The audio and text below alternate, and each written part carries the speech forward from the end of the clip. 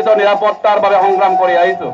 আৰু এনে সংগ্ৰাম কৰাৰ ফলতো আজি তাৰিখলৈকে বৃহৎ নদী বান্ধ নিৰ্মাণকাৰী সংস্থা NHPC আৰু ভাৰত চৰকাৰে সোৱণশিৰি নদীৰ বুকুত বৃহৎ নদী বান্ধ 2000 মেগাৱাট সম্পন্ন শক্তি সম্পন্ন নদী বান্ধ নিৰ্মাণ হোৱাৰ পিছতো ইয়াৰ নামনি অংশত বসবাস কৰা মানুহৰ জীৱন সম্পত্তি আৰু জৈৱ বৈচিত্ৰ্য নিৰাপত্তাৰ ব্যৱস্থা গ্ৰহণ কৰা দেখা নাই। একেদৰে আমি নিজ চকুৰে দেখি আহিছোঁ যে কেৱল 405 মেগাৱাট শক্তি সম্পন্ন ৰঙানদী জলবিদ্যুৎ প্ৰকল্পৰ ওপৰত ইয়াৰ নামনি অংশত বসবাস কৰা মানুহে যি ধৰণে লঘু লাঞ্ছনা ধ্বংসলীলাৰ সৃষ্টি কৰিছে ইয়াৰ ক্ষতিপূৰণৰ ব্যৱস্থা আজি তাৰিখলৈকে ফুটা কৰি এটাও কৰা নাই। আমি জানিব পাৰিছোঁ যে এই ৰঙানদী জলবিদ্যুৎ প্ৰকল্প নিৰ্মাণ হোৱাৰ পিছত যিমানখিনি শক্তি উৎপাদন হৈছে এই শক্তি 12% অৰুণাচল গভৰ্ণমেণ্টে পায় আৰু অসম চৰকাৰে 0% পায় আমি জানিব পাৰিছোঁ। গতিকে আজি অসম চৰকাৰে ৰঙানদী জলবিদ্যুৎ প্ৰকল্পৰ নামনি অংশত যি ধৰণৰ ব্যৱস্থা নিৰাপত্তাৰ ব্যৱস্থা বানপানী গৰাখহনীয়াৰ প্ৰতিৰোধৰ ব্যৱস্থা আৰু মানুহৰ জীৱন সম্পত্তি সুৰক্ষাৰ ব্যৱস্থা যেনেধৰণে কৰিব লাগিব আমি কৰা দেখা নগ'ল। তাৰ সলনি ৰঙানদী জলবিদ্যুৎ প্ৰকল্পৰ যদি পানী এৰি দিয়া হয় তেনেহ'লে কিছুমান গাঁওবোৰত ঘণ্টা বজাই দিয়া হয় আৰু এই ঘণ্টা বজোৱাৰ পিছত মানুহে পলাই আহিলে আহিব গৰু ছাগলী মহ ইত্যাদি মানুহ জীৱ জন্তুৱে ইয়াৰ পৰা আঁতৰি থাকি বিশ্বৰ আটাইতকৈ তলেষ্ট গ্ৰেভিটি কংক্ৰিট ডেম 3000 মেগাৱাট শক্তি সম্পন্ন বৃহৎ নদী বান্ধ আৰু এই বৃহৎ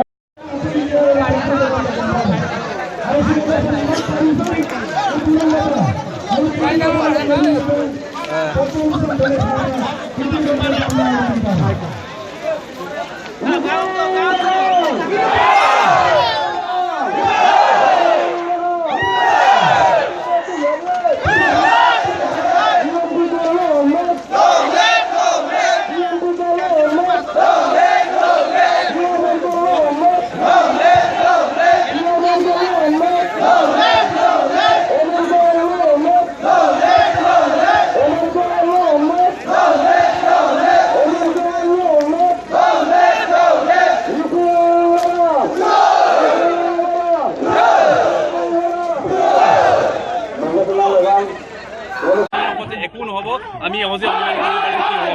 ইতিমধ্যে আমি কোৱা কথা নহয় এক্সপাৰ্ট কমিটিয়ে কৈছে প্ৰজেক্ট অভাৰচাইট অংকত ইয়াৰ সৰ্বাত্মক ক্ষতি ইয়াৰ ব্যৱস্থা গ্ৰহণ কৰাৰ মেজাৰমেণ্ট কৰিব লাগে। NHPC নামনি অংকৰ নামত 150 টকা ৰূপায়ণ কৰিছে আৰু গাহৰি পালন আৰু বোৱা কটাৰ নামত 320 কোটি গ্ৰহণ কৰিছে। আপুনি চাওক যে বানপানী গৰাখহনীয়া বা ইয়াৰ জৈৱ বৈচিত্ৰ্যৰ বা ইয়াৰ যি বানপানী সুৰক্ষাৰ ব্যৱস্থা নকৰাকৈ বোৱা কটাৰ কাম কৰিলে মানুহ সুৰক্ষিত হ'ব এনেকুৱা ধৰণৰ ললিপপ আমাক দিব নালাগে। আৰু ইয়াৰ উপৰিও ভোটৰ ওপৰত দানৱ কৰা দি আপোনাৰ দিবাং জলবিদ্যুৎ প্ৰকল্প ভাৰতবৰ্ষৰ সৰ্ববৃহৎ নদী বান্ধ আৰু বিশ্বৰ ভিতৰত তলেষ্ট কংক্ৰিট গ্ৰেভিটি ডেম 3000 মেগাৱাট সম্পন্ন জলবিদ্যুৎ প্ৰকল্প নিৰ্মাণ কৰিব আৰু নামনি অংকৰ সুৰক্ষাৰ কোনো মেজাৰমেণ্ট নাই, কোনো ব্যৱস্থা গ্ৰহণ কৰা নাই। ডিব্ৰুগড় জিলা ধ্বংস হৈ যাব, তিনিচুকীয়া জিলা ধ্বংস হৈ যাব, যোৰহাট লখিমপুৰ ধেমাজি মাজুলী গোলাঘাটলৈকে বোকাখাতলৈকে অসমত মৰুভূমিৰ সৃষ্টি কৰিব। এই মৰুভূমিৰ সৃষ্টি কৰিব পৰা নদী বান্ধসমূহ নিৰ্মাণৰ কাৰণে অসম চৰকাৰে অনুমতি প্ৰদান কৰিছে, ভাৰত চৰকাৰে এগ্ৰেছিভ মুড লৈছে। সেইটো অসমৰ ৰাইজৰ কাৰণে অতি প্ৰতিবাদযোগ্য আৰু ইতিমধ্যে অসমৰ বিভিন্ন দল সংগঠন ওলাই আহিছে আৰু আমি সদৌ মিচিং তাকাম মিচিং